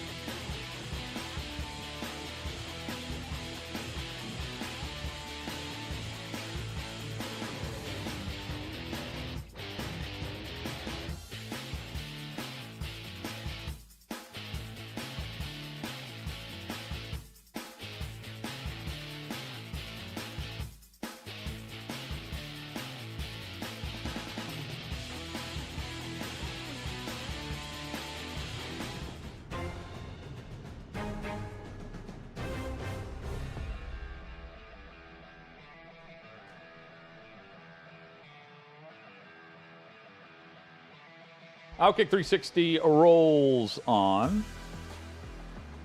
Plenty of Power 5 coaching moves already. And it's really difficult, Chad, to figure out which team didn't get it right. I really feel like programs got it right this offseason with their hires. There's always the eyebrow raise, or it's like, oh, this guy's getting another shot. Or, based on fit, I don't see the hire like we saw at Auburn with Harsin, right? Where it just does, like, really? Auburn just hired Boise State's head coach? I don't see that for the vast majority of the Power 5. Now, yes, we warned Georgia Tech not to fall into the trap. And, they had a chance to really change course and do something different, chose not to. And we're critical of that then as we are now. But you agree? If we look at the coaching carousel across the Power 5, Chad, I'm thinking a lot of teams have improved and upgraded, and even in cases where they lost their coach, like Louisville, they end up truly upgrading with Jeff Brom, one of their own, and they get paid $3.5 million from Cincinnati to do so. I want to see what Purdue does. I want to see what Stanford does. Before really answering that, I'll say there's one that jumps out to me that did get it wrong, Georgia Tech. Yeah. Brent Key at Georgia Tech. We can say, yeah, it makes sense. He did an okay job. We warned against them falling into that same trap. Yeah, okay. He played there. He did a pretty good job as an interim, but they had a chance to change their direction, had a chance to swing big for a guy like Deion Sanders, and instead it's Colorado now getting all the shine, and not just the shine, the money. Merchandise sales. That basketball game, the pep rally broke out in the middle of it when Deion Sanders showed up with his son, who's going to be the quarterback, and the crowd goes crazy. It's going to help all of Colorado athletics, not just football. And now suddenly Colorado is going to be the A1 talking point on every college football show leading up to next season. And Deion Sanders has that program already in prime position, pun intended, to be a national player. I think that's the move of this coaching carousel so far. I'm curious what Purdue does. I think Louisville, that's a great one with Braum. I mean, look, I still put Luke Fickell maybe at the top of good hires for Wisconsin. Well, I mean, think Matt about Rule is the best that Nebraska could have done. Yes. I think he's assembling a good staff. It's tough not to be excited at these places. Ole Miss keeping Lane Kiffin. Lane Kiffin's now the Ole Miss guy. They step up and pay him $9 million plus. Here's what's interesting to me, and I know Clay disagrees. We had him on a couple days ago, and he said Hugh Freeze the best hire. I think Hugh Freeze is one of the most underwhelming hires now after all the ones that have been made. Well, but it makes sense for Auburn, though. That's the guy. Well, it makes sense, but I mean, I had Auburn as the best job in this carousel. Well, they hired the guy that beats Bama. Well, they also hired a guy who lost twice to Vandy. Sure. They also hired a guy that had A.J. Brown and 3 other top picks that went 5 and 7 in his final year. Now, I get that now he was under NCAA heat because of his own doing in that year, but, I mean, there's plenty not to like about Hugh. But that dude got DK Metcalf and A.J. Brown and others there. That's the other key here. Yes, and what he did and got caught doing is now legal, so he can just do that at Auburn. But everyone can do it too. Yeah, so I mean that's what he had to do at Ole Miss to get those guys. But that's what now Harsin wasn't doing. He can just pay commensurate to everyone else and get guys to Auburn. Yeah. I'm underwhelmed. Here's what I'm saying. I think Hugh Freeze is going to be a good hire. I think that was always a good floor for Auburn if you're not going to get Lane Kiffin. But after every other hire has been made, I'm terribly underwhelmed by Hugh Freeze to Auburn, given that Auburn was the top available job in this cycle.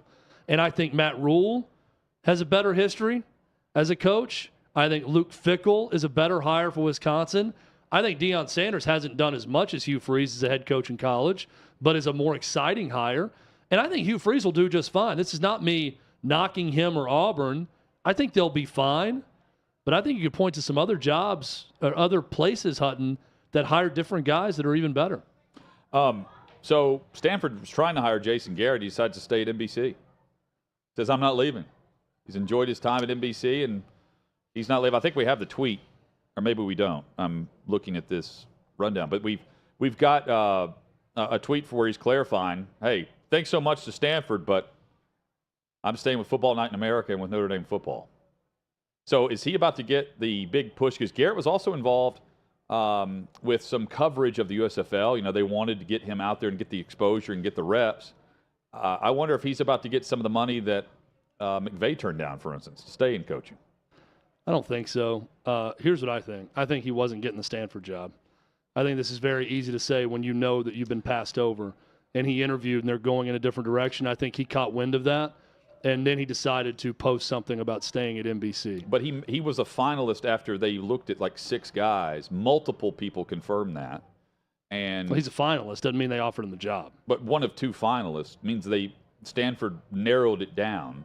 But yeah, I mean, maybe he just says, "Yeah, I'm staying." I mean, I just find it hard to believe that he's going to now suddenly be, worthy of Sean McVay type broadcasting money because he wasn't.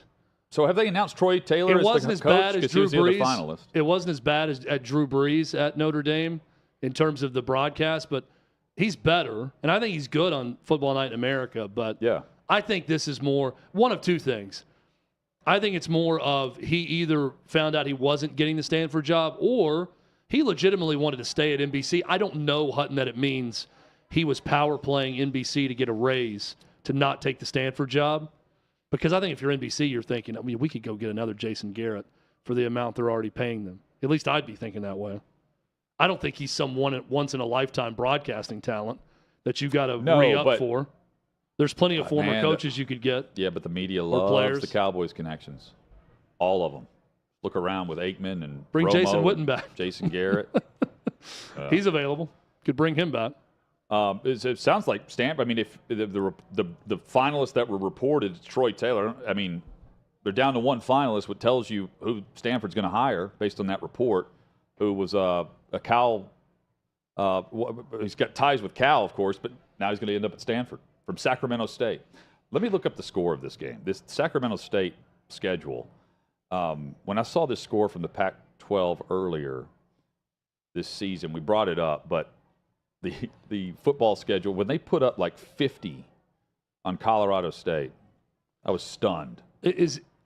I'm a little surprised that it's the 41-10 was the final. Yeah, I mean, that's good for an FCS over any 41-10 over any FBS program. I'm a little surprised that it's the Sacramento State coach going to Stanford. Look, it may work out. I mean, Jim Tressel came from FCS and won a national title at Ohio State. It sounds like Shaw. It sounds like Shaw was just like, you know what, this NIL stuff, and I know they went 3-9, but he just wants out. I don't get the sense he wants to coach right now in college football. I think there's going to be more like that. Let me give you one. You think he's NFL caliber? NFL assistant, maybe, yeah. Mike Leach doesn't seem long for this business. Yep. I mean, you got guys leaving that program announcing on Instagram that I'm leaving, and I want to thank Mike Leach for saying I'm not tough enough and that he doesn't want me anyway. And for that reason, I'm entering the transfer portal. Ra Thomas, who's one of their top players, a receiver. They got some really good players that are younger leaving that program in droves. I don't think Mike Leach, given his old school approach with how he handles players, is taking too kindly to these end-of-year, what used to be evaluations, becoming end-of-year, resell me on staying here sessions with his players.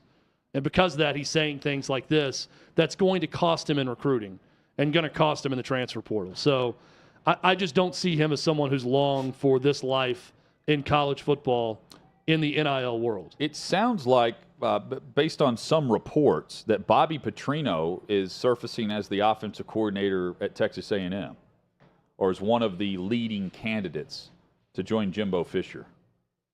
That's interesting. He's the head coach of Missouri State. But I never would have paired those two together. Right. They almost beat Arkansas this year, Bobby Petrino, Missouri State. That's weird from a personality standpoint. Yes. That is a hell of a hire. If Jimbo Fisher is serious about relinquishing control to Bobby Petrino, he could not have done any better than hiring him. I'm taking personal issues, all of that aside. Right. You could not do better as a play caller than hiring Bobby Petrino to leave as a head coach to be your offensive coordinator. Now, we can all see the possible problems with those two old school, just knuckleheaded, they're going to drive their head through the wall before they give an inch to someone else on that staff approach. That's going to lead to some problems. But Bobby Petrino is a great play caller and offensive coach. So that's a terrific hire. We got to get Billy Lucci on at some point if that happens. No doubt. To talk about that and players. Texas A&M, I think, leads. I know they lead the SEC, maybe the country, in players leaving that program. And it's a lot of guys from that highly heralded recruiting class last year. But then they just landed. Didn't they just land the number 1 running back or number 2 running back in the? That was another headline I saw. They continue to get these top dudes. I haven't seen that, but I mean, they lost a lot of their top dudes from that last year's class already after 1 year. Because I raised an eyebrow to it because I'm like, man, they're doing it again. I mean, look, that's great if they're by doing it again. If you mean bringing in a class and you can't hold on to half of them. the nation's top running back, commenced A&M yesterday. Yeah, Reuben Owens was committed to Louisville, decommitted when Satterfield left, and I know he was down to A&M. Georgia was on that list, and Ohio State. So that's big. That's a 5-star running back. But, I mean, I don't think if you're Jimbo Fisher, you run anything back. This class is already blown up. Yeah. They're leaving. So, I think you take a completely different approach after all this. Charles Barkley on the Let's Go podcast with Brady says that he and, of course, Michael Jordan used to be best of friends. Says they haven't talked in nearly or over a decade. In the quote, he says he said something that offended the Bulls legend. He didn't, I don't think, clarified what here, but he says, I think probably me and Mike were best friends. That's probably the most prominent thing. And Brady was asking him about this. Michael Jordan losing his friendship was probably the most prominent thing that's happened to me. But I was being honest about what I thought. I said, listen, the toughest thing about Michael, he's got to put better people around him. That's what he said. Okay, the tough, I wonder if he said more than that behind the scenes or something that got back to him. Why would he, you think Mike would, that's weird. Because the toughest thing, when you're famous, they're only, and now a pop-up happens on the Post article. Look, because the toughest thing when you're famous, they're on your private jet, you're buying all the drink, you're buying all the dinners. Okay, very few people are going to be honest with you. Yeah, he accused him of having hanger-ons that were not being honest with him and telling Michael whatever he wanted, and that he needed to get rid of those guys. This does not surprise me one bit, because Michael Jordan does not have thick skin. He's a lot of things. He's not someone that's going to hear something negative about himself and let it roll off his back and not worry about it and go about his day. He has become Michael Jordan because he is so incredibly driven by the slightest of slights that he's going to let it get to him, and he's going to defriend people that have been in his life for a long time because they say one remotely negative thing about him publicly. He said they're both stubborn as to why they haven't talked. So I guess that means he also hasn't reached out. Yeah. I want those guys to be friends. Can we have the sit down like we had with you had Belichick and Parcells? Can we have that with Charles and Mike? I want that's a pair that I want to come together and be friends again. I think it's good for everyone if they're buddies. No doubt. Coming up, we'll give the final injury reports from the West Coast to get you ready for the weekend. And as we go to break, we lost a great friend, an amazing woman this week in Lindsay Fry Reed, who we met through our previous radio program, Midday 180, myself, Chad, Paul. We attended her funeral service earlier today, and she became a member of our radio family when she married David Reed. Our condolences and support are sent to our great friend and former chairman of the board, David Reed, and the entire family of Lindsay Fry Reed. Lindsay passed away this past Sunday after battling cancer for the last several years. And at one point, the battle initially was optimistic, and it resurfaced a year later on Good Friday. And it spread throughout, and ultimately an illness that accompanied this fight took her life this past weekend. She was amazing. And Chad, she will be remembered for her joy, her bravery, her attitude, her friendship, her faith, and their relationship, and we're showing pictures of David and Lindsay now, their relationship came about through an event we had in town where Lindsay was a loyal listener to our program, and David at the time was just starting as our head producer of the program. Yeah, and we send our prayers and thoughts out to both the Reed family and the Fry family with this just awful loss of one of the truly bright lights that we've ever come across. And we're not just going to send prayers out. We are going to host an event with the Nashville Predators at some point to raise money for a lot of the expenses that the Reeds face through this fight against this horrific disease with cancer. With Lindsay. It was amazing sitting in the church today, Hutton, at the Celebration of Life and hearing stories about Lindsay Reed. And I feel like I know her even more. And she is one of those rare people that when you meet her and spend 5 minutes with her, you feel like you're best friends. She made everyone feel that way. If you ever came in contact with her, and if you're listening to this or watching this and you know her, you know exactly what I'm talking about. And you may know someone just like Lindsay. She was the most faithful person I've ever met, one of the most courageous. She was a loyal follower of Jesus Christ, and she's the most Christ-like person I've ever encountered in my life. And I heard that from countless people today. And she's gone at 38 years old, and there's nothing fair about that. But she packed more into those 38 years than most of us will pack into our entire lives if we live to be 90. So I feel blessed, and I'm thankful to have come across her. And I'm thankful that we got to witness one of the truly great love stories with her and David Reed. It was a short time, They got married 5 years ago. And 1 year after they were married, she was diagnosed with cancer. And it's been a fight against cancer the rest of the time. But I'm just thrilled to have known her. The Tennessee Breast Cancer Coalition, you can donate there in her honor. If you're familiar with the show, if you want to donate in this fight, tbcc.org is where you can go. On behalf of myself, Chad, Paul, our families, and the entire family here at OutKick, David, we're here for you. Lindsay, we love you. Lindsay Reed was 38 years old.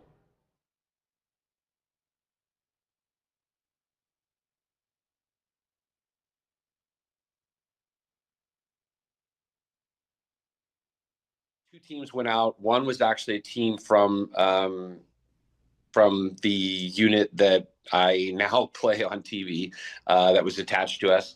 They went out. They went on the front side, or went around to go to the front side of this other house, and my team was basically going towards the back side of the house. So very shortly, what happened was it was the wrong house, and when we hit that one house, the actual house it was, which was next door, which is not exactly next door because Sutter City is kind of weird of how it's built. But, you know, they heard us. They were getting ready, prepping, you know, their gear, you know, and so they were ready to go. So when that team came around, a bunch of dudes opened up out of the front, what I assume would be the living room, with AKs and shot. I think they shot 3. If I'm not mistaken, they shot 3 of the members of that team. 2 of them were pretty much out of the fight at that point. But they were, I mean, it was heavy. I wasn't on that side of the house, but just hearing it, I was like, oh man, that's extreme. So we ran in. I ran into the back door, which came into the kitchen, cleared through there, went in the hallway, and those same guys, as we approached that room, shot through the walls of that hallway, shot the guy literally right next to me. So then we backed off, and then we were and I'd have to draw it out, but we were in a tactical position that was just there wasn't a lot we could do. So we were trying to kind of figure out how to solve it. And the next thing I know, I remember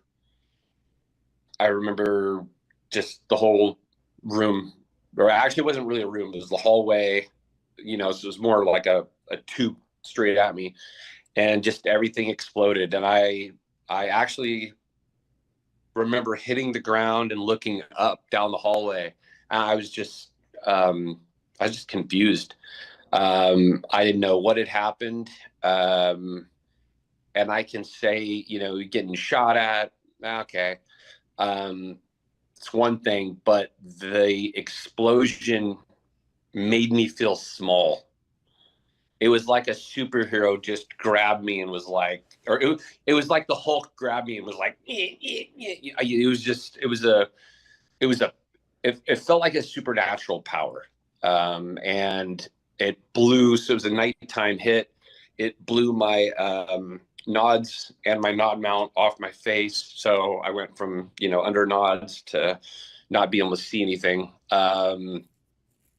It obviously, my arm, I thought it blew off. I'm trying to think of what else it wrecked. It wrecked several things, but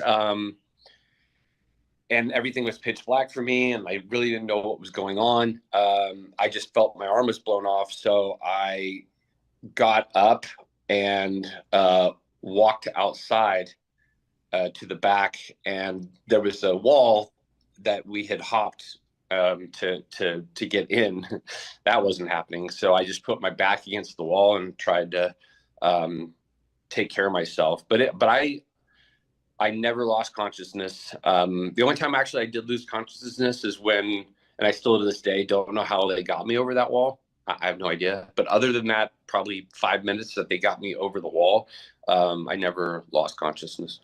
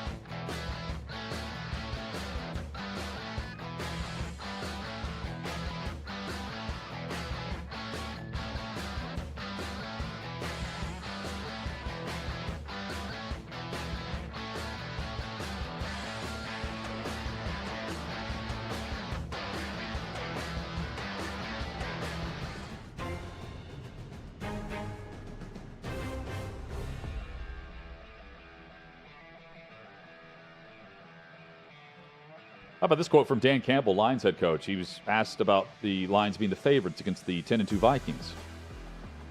We can't bet. You know what? That's illegal. I'll get banned for life from this league if I say anything, so it has no bearing on us. He finishes by saying, I'm shocked by that. But all those things really don't matter to me about the Lions being the favorites against the Vikings. That is funny. That's why I took the Vikings. Yeah. Money line upset. Let's go. Somehow the Vikings are underdogs this week. I would have preferred he just said, I'm not going to comment on it because I could get banned for life, but you know what? Double the spread. I'd also like to say double the spread. We're winning big. Lions big in this game. Brandon Cooks, Derek Stingley out for Sunday's game against the Cowboys. 17-point underdogs, the Houston Texans, to the Dallas Cowboys. You want to double that one? You know what? Double the spread, 34. Nick Bosa, questionable with a hamstring injury this coming Sunday against the Buccaneers. What are we discussing? What's the storyline we're discussing most on Monday? I think the storyline we're discussing most is that Brock Purdy might be the Nick Foles of this season. When Nick Foles came in for an injured Carson Wentz and led the Eagles to a Super Bowl, I think that Purdy is going to play well. The 49ers will beat Father Time himself, Tom Brady, and the Bucs. And we're going to start to talk about, are the 49ers really about to go on a run with their third-string quarterback who was Mr. Irrelevant in this past draft? I believe that's going to be the storyline, is the outcome of that 49ers-Bucs game. Davey, what do you got? You're going to find this shocking, but I actually think the game that you need to keep an eye on this week is Kansas City versus Denver. Denver gets one more win this season, and it just so happens to be this Sunday against the Chiefs. And I'll say, I don't know what happens with the Heisman Trophy ceremony. Something on Monday is going to be extremely controversial with this vote. It's going to be lopsided. We're going to find out about where Hendon Hooker was in this, who was left off ballot. I mean, it's going to be nuts. And what it really came down to with either Caleb Williams, C.J. Stroud, Duggan, or Stetson Bennett. I think the vote is just going to be wacky. And I'll go with whatever the storyline is with the voters who I believe, and I think everyone agrees here, barely, for the vast majority of them, there are those that take it extremely serious, and I appreciate that, don't really watch a ton of college football when they're voting on the best player and most outstanding player in college football. I'll go with that one. Hutton, good week. Solid week. Good work. Back at it on Monday. Good work, OutKick 360 everyone. across the OutKick network. You're all Cheers. adjourned.